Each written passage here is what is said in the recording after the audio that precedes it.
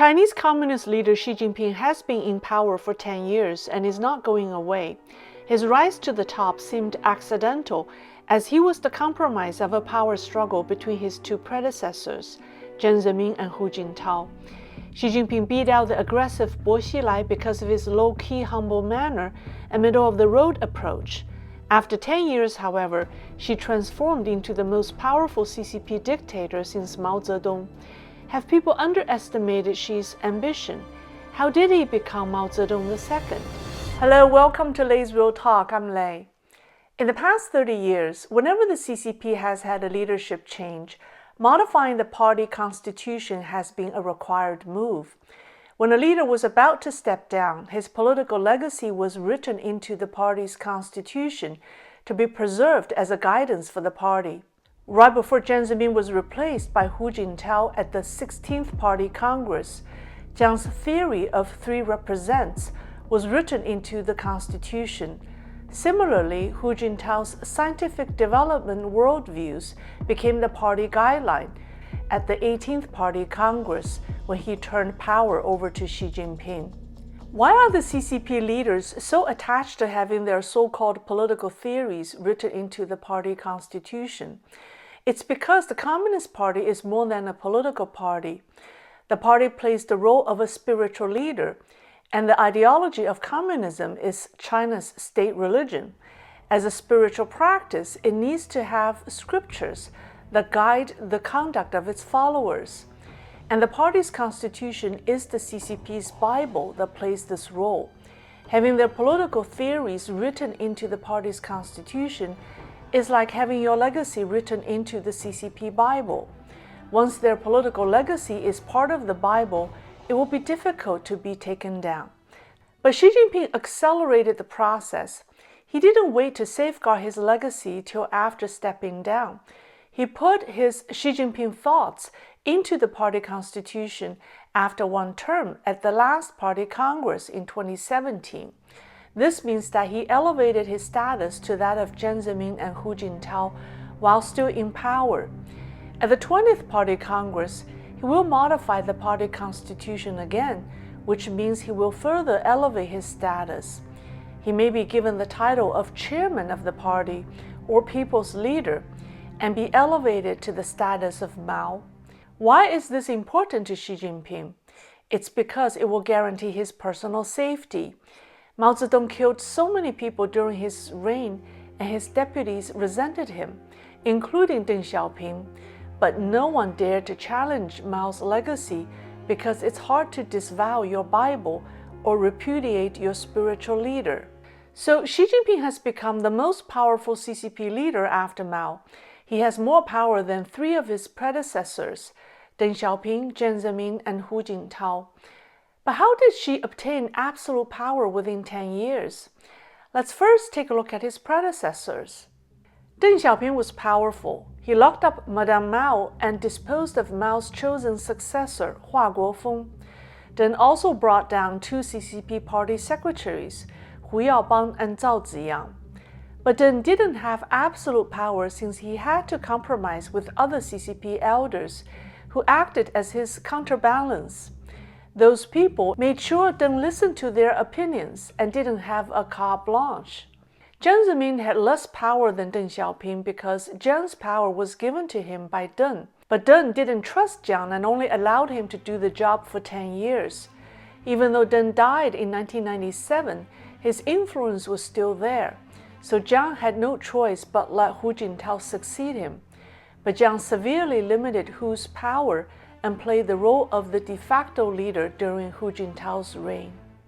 However, from the perspective of the CCP elders and their children who controlled China, neither Jiang Zemin nor Hu Jintao was born into a revolutionary family. They were only technocrats. Even though they were the leaders for 23 years, the second and third generations of the Red families, aka the princelings, don't consider Jiang or Hu as one of them. In the history of the CCP, there was a brief period in which CCP leaders shared their power with technocrats. In the early days of the reforms, Deng wanted to replenish the CCP leadership with young energy, so he said he liked to see younger, educated, and professional officials. In the 1980s, the party promoted a group of well-educated technocrats such as Zhu Rongji, Li Ruihuan, Wen Jiabao, Wang Yang, and Li Keqiang. These people were not princelings but were quickly promoted into leadership positions. When the former Soviet leader Mikhail Gorbachev dissolved the Russian Communist Party, the CCP elders were shocked. They saw that technocrats cannot be trusted. They realized that technocrats didn't have the emotional burden of needing to protect their family's communist legacy. In their view, Gorbachev didn't see the need to preserve the Communist Party's legacy, and he just let it collapse. The Red families saw that technocrats can work for them, but cannot be trusted with running the regime. If the princelings get together, it's very easy for them to beat out technocrats. That's why after Jiang Zemin rose to power, he promoted his own people massively throughout the government. He did this because he knew he didn't have the base that princelings have. And during Jiang's 23 years rule, 3 years to replace Zhao Ziyang, 10 years of his own rule, and 10 years during Hu Jintao's rule, Jiang promoted a lot of people, and these people are called the Jiang faction. When Jiang chose Bo Xilai, a princeling, to be the 5th CCP leader, it wasn't well received. The princelings didn't trust Jiang Zemin, nor did they like Bo Xilai. Between the ruthless Bo Xilai and the mild-tempered Xi Jinping, they supported Xi. Once in power, Xi relied on the support from other princelings to clean out the Jiang faction. Xi's biggest princeling allies were Wang Qishan, who is the son-in-law of Yao Yilin, General Liu Yuan, the son of Liu Shaoqi, and General Ye Xuanning, the son of Ye Jianying. These are all princeling heavyweights. Ye Xuanning was an important Xi ally before he passed away in 2016. He was a major general, headed up the liaison department of the General Political Department of the Chinese PLA. His department is one of the CCP's 3 spy agencies. Although Ye's position wasn't the highest, he was widely recognized as the spiritual leader of the princelings in the power circles of Beijing. He was an effective mediator among the princelings who didn't see eye to eye due to family feuds. He played an instrumental role in Xi's fight with the Jiang faction. A Hong Kong media reported that Ye gave Xi a list of 3,000 undercover agents who Ye had placed throughout China and the world from as early as the 1990s. Once Xi solidified his power, the princelings withdrew. General Liu Yuan, who was once considered one of the top 3 princelings alongside Bo Xilai and Xi Jinping, stepped out of the political limelight after helping Xi take down Jiang's cronies in the military. Wang Qishan also stepped away from the power center and famously said that he was a master of ceremony for Xi Jinping. Having taken down many of Jiang Zemin's people and with no princelings strong enough to compete with him, Xi Jinping became the only CCP leader after Mao who has absolute power. This was most evident 5 years ago when he changed the party constitution to allow himself to continue beyond 2 terms.